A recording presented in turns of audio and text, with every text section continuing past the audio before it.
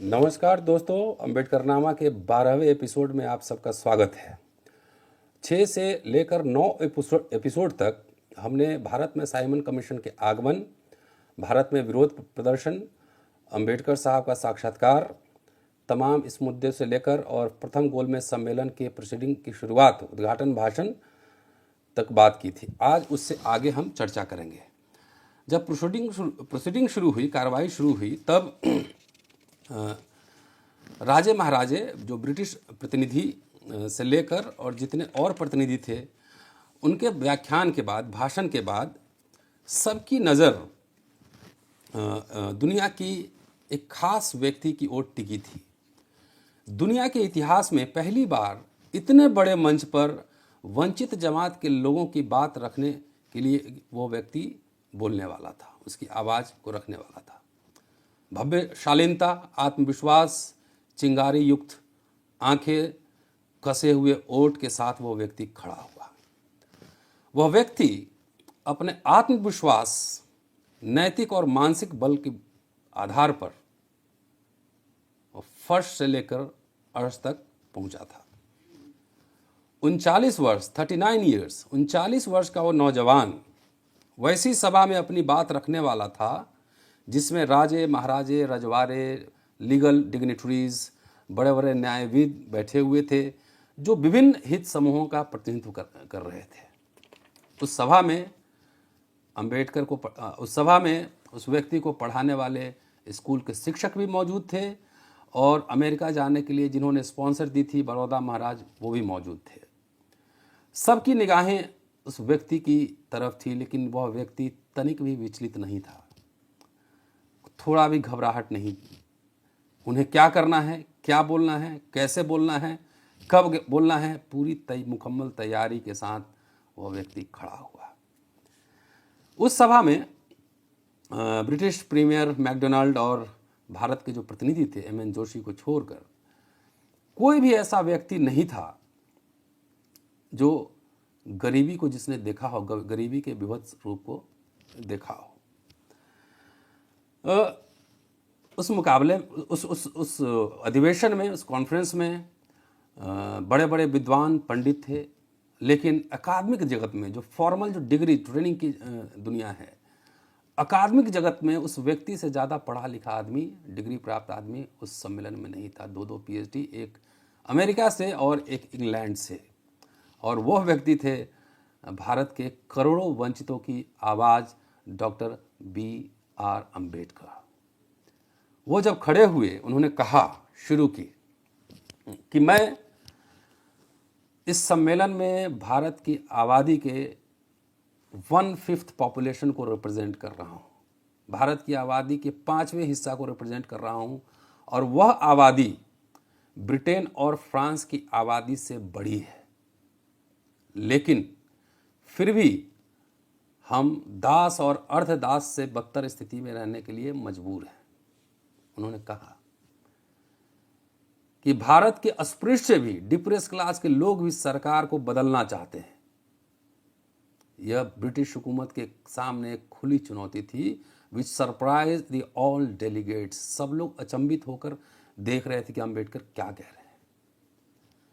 अम्बेडकर ने ब्रिटिश हुकूमत के पूर्व और ब्रिटिश हुकूमत के दौरान अस्पृश्यों की स्थिति पे तुलना करते हुए ब्रिटिश हुकूमत पे कई सनसनीखेज सवाल उठाए, तीखे प्रहार किए। उन्होंने कहा कि instead of marching ahead we are marching time, कि हम लोग समय के साथ आगे बढ़ने की बजाय हम लोग समय काट रहे हैं। उन्होंने कुछ सवाल उठाए।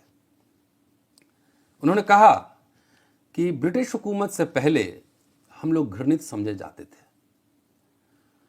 गांव के तालाब से हम पानी नहीं पी सकते थे, मंदिर और अन्य सार्वजनिक स्थलों पे हमारा प्रवेश निषिद्ध था, हम जा नहीं सकते थे, फौज में हमारी बहाली हो नहीं सकती थी। क्या ब्रिटिश हुकूमत ने इस समस्या के समाधान के लिए कोई उपाय किए, कोई कानून बनाए? 150 वर्ष के ब्रिटिश हुकूमत के दौरान हमारे उत्थान के लिए, डिप्रेस क्लास के उत्थान के लिए क्या कार्य हुआ, ये बात ब्रिटिश हुकूमत बताए।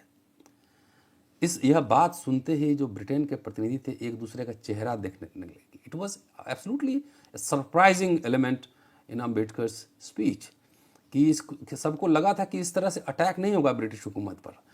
ठीक है, तो इसके आगे उन्होंने कहा कि यह सरकार जानती है कि पूंजीपति मजदूरों का शोषण कर रहे हैं, जमींदार किसानों का खून चूस रहे हैं, सामाजिक बुराई चारों तरफ व्याप्त है, लेकिन क्या इस पे कोई कानून बना, कोई सुधार के अभियान चलाए गए सरकार की ओर से, ब्रिटिश हुकूमत की ओर से? अंबेडकर ने अपने भाषण में ब्रिटिश हुकूमत को ललकारा। उन्होंने कहा, इसलिए ये सब समझने की ज़रूरत है कि जो लोग कहते हैं सिर्फ कि अंबेडकर जो है सिर्फ ब्रिटिश हुकूमत के साथ से उनके साथ सब में हाँ मिलाते थे, ये सब गलत बात है, फैक्चुअली इनकरेक्ट है। लोग पढ़ते नहीं हैं, सिर्फ अफवाह फैलाते हैं। इसलिए पढ़ा जाना जरूरी है कि इस सम्मेलन फर्स्ट राउंड टेबल कॉन्फ्रेंस में वो ब्रिटिश हुकूमत को ललकार रहे थे, चुनौती दे रहे थे। उन्होंने ललकारा, कहा कि हम ऐसी सरकार चाहते हैं जो किसी वर्ग और जाति विशेष के लिए नहीं बल्कि पूरे देश के हित में, पूरे देश की जनता के हित में काम करे। हम ऐसी सरकार चाहते हैं जिसको यह पता हो कि कहां तक उनकी बात मानी जाएगी और कहां से प्रतिरोध शुरू होगा। ऐसी सरकार, हमें ऐसी सरकार चाहिए जो सामाजिक आर्थिक सुधार के लिए कानून बनाने से घबराए नहीं, हिचके नहीं। उस सम्मेलन में सारे लोगों ने, अंबेडकर से पहले जितने वक्ता थे, उन्होंने डोमिनियन स्टेटस की मांग की थी, स्वशासन प्रणाली की, स्वायत्त प्रणाली की। अंबेडकर ने उनको इसमें सहमति दी, उनकी मांगों को जायज़ ठहराया। उन्होंने कहा कि हम डोमिनियन स्टेटस चाहते हैं, लेकिन एक सवाल कि जब डोमिनियन स्टेटस मिल जाएगा तो उसमें डिप्रेस क्लासेस की क्या स्थिति होगी, हम कहाँ होंगे उस डोमिनियन स्टेटस में, ये सवाल उन्होंने उठाया। उन्होंने कहा कि भारत का समाज है ऊपर से नीचे तक स्तरीकृत, स्ट्राटिफाइड सोसाइटी है, खंड खंड में बटा हुआ है, जिसमें बंधुत्व और समानता का सिद्धांत नहीं है। मुश्किल है। यही नहीं, जो राजनीतिक नेतृत्व जिनके हाथ में है वो भी जातिवाद की बुराइयों को दूर करने में सक्षम नहीं है। इसलिए जब तक राजनीतिक शक्ति हमारे हाथ में नहीं आती तब तक हमारी समस्याओं का समाधान संभव नहीं, हमारी मुक्ति संभव नहीं। नोट कीजिएगा, आजकल हमारे बहुत सारे साथी एक ही दिन में पूरी दुनिया पलट कर देते हैं कि भाई सर्टिफिकेट बांटने लगते हैं कि मैं अम्बेडकरवादी हूँ, दूसरा नहीं है, कोई छदम है, आपने ऐसे बोल दिया, ये बोल दिया। 1000 समस्या लेके एक साथ कूदने लगते हैं और एक दूसरे को सर्टिफिकेट बांटने लगते थे। जिस समय अम्बेडकर यह बात बोल रहे थे उस समय हजारों समस्याएं, अस्पृश्यों की, दलितों की, पिछड़ों की, तमाम लोगों की समस्याएं, हजारों समस्याएं रही होंगी, लेकिन सिर्फ वो फोकस कर रहे थे एक समस्या पर कि हमको पॉलिटिकल लिबरेशन चाहिए, राजनीतिक शक्ति चाहिए, और राजनीतिक शक्ति जब मिलेगी, उनकी यह समझ थी, तब हम बहुत सारी समस्याओं का निदान कर सकते हैं। कहते हैं ना कि पानी को लोहे से काटते हैं कंसंट्रेशन लेवल हाई करके। तो जिंदगी में कभी सफल होना हो, किसी आंदोलन को, किसी काम को सफल कराना हो, तो 1000 एजेंडा एक साथ मत लीजिए, एक समय एक ही एजेंडा लीजिए और उसी पे लगे रहिए। कहते हैं ना, लोहा गर्म है मार दो हथौड़ा, ये नहीं, आप ये कहिए कि लोहा यदि ठंडा है तो इतना हथौड़ा मारेंगे कि लोहा गर्म हो जाएगा, तब जाके आपको सफलता मिलेगी। ये डॉक्टर अंबेडकर यहाँ कर रहे थे कि मुझे पॉलिटिकल अधिकार चाहिए।